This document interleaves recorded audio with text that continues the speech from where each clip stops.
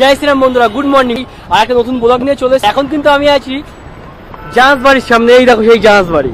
তোমাদেরকে আগের ভিডিওতে দেখিয়েছি যে কিভাবে কলকাতা স্টেশন থেকে যে স্পেশাল ট্রেনটি করেছে, সেই ট্রেনটি করে আমরা দীঘা এসেছি। আর আজকে কিন্তু আমি নিউ দীঘা সি বিচের ওখানে যাবো, আর এখান থেকে আবার আজকেই কিন্তু বাড়ির দিকে রওনা দেবো। তো এটা কিন্তু জাহাজ বাড়ি। আজকে কিন্তু সানডে, আর সানডেতে কিন্তু দীঘায় কিন্তু প্রচুর ভিড় কিন্তু। এই দেখো, আর আমরা কিন্তু এখন এখান থেকে সোজা যাবো দীঘা সি বিচে।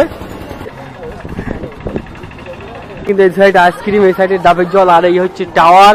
আর আমরা এখন যাবো দীঘা সমুদ্র সৈকতে। গরম গরম।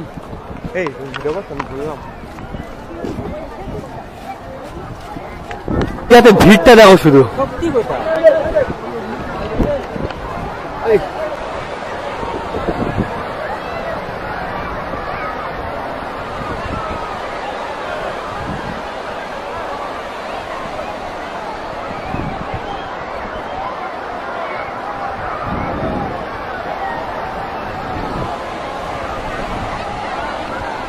প্রচুর ভিড় কিন্তু আজকে সানডে। আর সমুদ্রের ঢেউ দেখো, আওয়াজটা দেখো শুধু।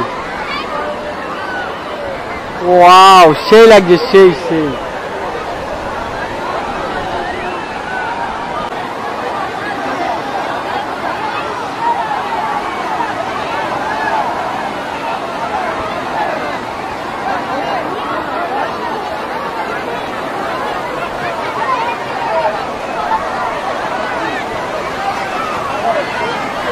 সমুদ্র সৈকতের জলের ঢেউ কিন্তু গতি বেড়ে গেছে।